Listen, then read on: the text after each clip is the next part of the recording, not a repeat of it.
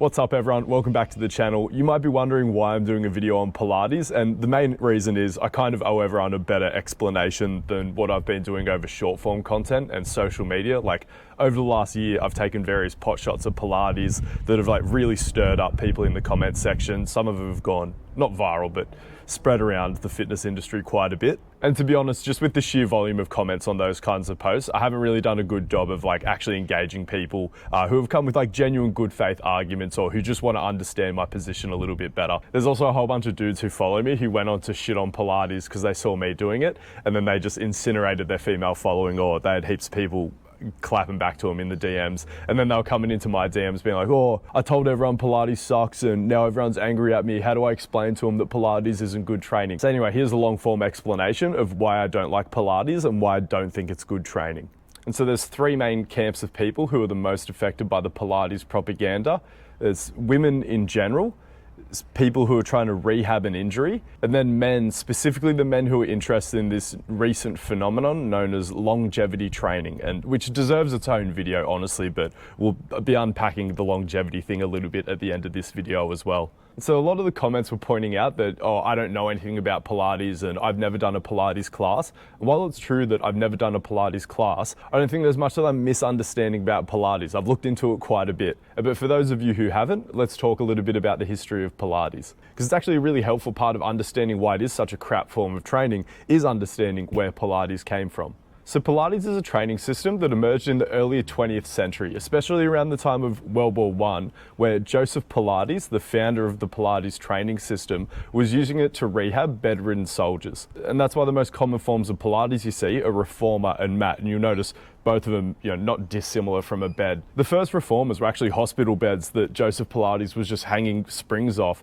and helping people exercise with them. So pretty cool. After the war wrapped up, Joseph and his wife moved to New York and then started running their whole Pilates operation out of a building that was shared with a ballet school. So then Pilates kind of gained traction as a bit of a rehab and strength and conditioning system for ballerinas. Joseph then went on to develop Pilates not just into a complete training system, but into a total lifestyle system. Some of it was actually pretty based and ahead of the time. Like, he was one of the first popular figures to advocate against and warn people about the effects of a sedentary lifestyle and why you should just be generally an active person. Unfortunately, it's the specifics of his training model that are pretty backwards compared to what we know now. Like, he really emphasized things like posture, alignment, core control over things like, total dose and frequency of exercise. Like, really just honing in on things that, quite frankly, don't drive physical fitness or health outcomes at the end of the day. I thought as well, just so I don't unfairly represent it, that I should go to ChatGPT just for a brief overview and description of what Pilates training entails. So it says here, Pilates is a low impact training method focused on control, positioning,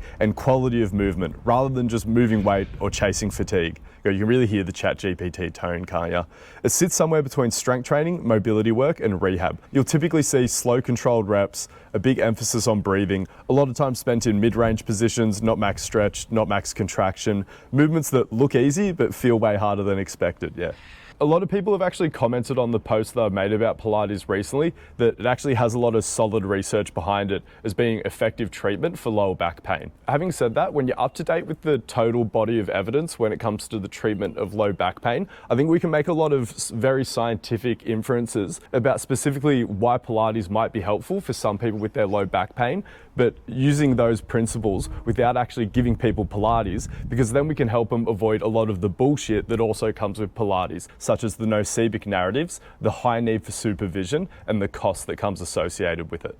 Okay, so why do I think Pilates is shit training? Because it completely misread what the big rocks of physical fitness or health are. Posture, core control, and breath control aren't the main things that the average person needs to be working on to maximize their vitality and fitness. So it's this terrible combination of really difficult workouts with a high need for supervision that are really expensive, that build barely any measurable fitness qualities. People will talk about Pilates giving them maybe more muscle tone, control, or stability, but all of those are either completely made up physical qualities or very small rocks in the grand scheme of things. When it comes to strength, hypertrophy, endurance, speed or power, Pilates does barely anything to develop these physical qualities, especially compared to other forms of very popular and accessible exercise. A lot of people will make the argument saying that Pilates is good for your flexibility, and I will agree that flexibility is a very real and important physical quality, especially one that's important for our total health and our longevity. I just think it's quite silly to suggest, and I haven't seen much scientific or anecdotal evidence to suggest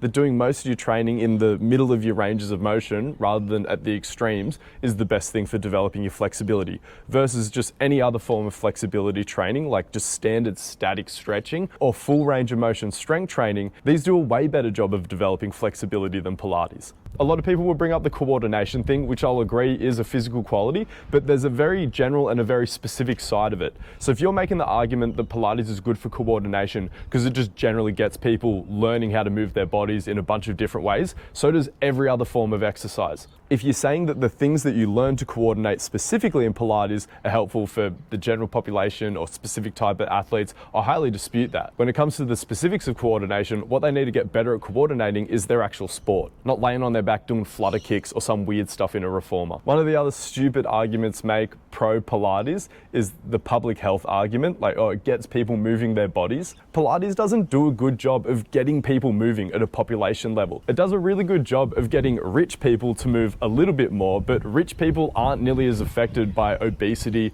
or any of the age-related diseases associated with not exercising properly anyway. Like 1 week of Pilates classes at the average studio could pay for a gym membership and one-to-one coaching for strength training or whatever strength and conditioning you want to get into at a commercial gym. You just can't make the public health argument for Pilates when it's one of the least accessible forms of exercise out there. All right, now we're really getting into it. Time to discuss the Nocebic narratives, which are a huge problem in Pilates. Chronic overemphasis on posture and alignment, both in exercise and just when you're moving about your general life. It's a huge problem, scares the crap out of people, makes people more hesitant to engage in vigorous exercise, which is really important, getting people to do that, and completely puts the cart before the horse when it comes to encouraging quality of movement over quantity of movement, when the reality is we just need to get people moving more before we get them worried about how they're moving or the specifics of it. It's just much less important. We know that for sure now. Anyone with their head screwed on in the fitness industry knows that we just need to be encouraging people to move more. We don't need to be scaring people or emphasizing quality of movement, especially at a population level. Even at a high performance level, quality of movement is dramatically overemphasized, maybe not necessarily when it comes to performance outcomes, but especially when it comes to pain, injury,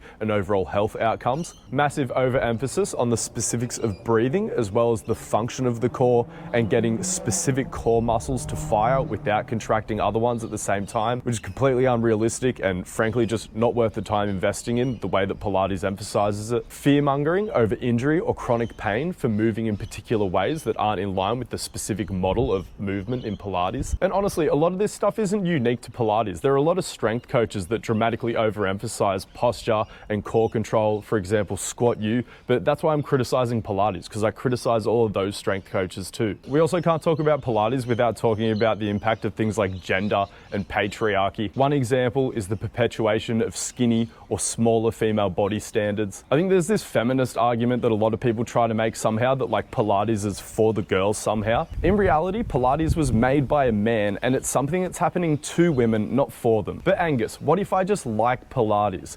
I'd question that. What do you really like about Pilates? Because the workouts are bloody annoying and they feel terrible. I think for a lot of people, it's just the sense of like belonging to something where people share the same values or are all just pursuing the same thing. Same with the post-exercise endorphins that I don't doubt you get after a really tough Pilates class, but you can do that from training hard in any form. What really makes Pilates enjoyable, or I'd say really just tolerable, is the belief that you're working on these magical qualities like toning or core control or your alignment and your posture, just things that don't actually matter, but you've been told that they do matter. The enjoyment essentially comes from things that are based in complete lies. In terms of the longevity argument, longevity training is kind of like fascia training in the sense that all training is fascia training, all good training is longevity training. I would argue that things like Pilates and yoga have the smallest impact on someone's potential longevity, especially if you look at the patterns that emerge in aging populations. If you think about what really ages you, it's lifestyle changes. You stop sprinting around with your mates, you stop jumping and rolling around on the ground so much, you lose bone density and muscle mass, you lose flexibility, but again, we've already addressed how Pilates isn't even that good for flexibility,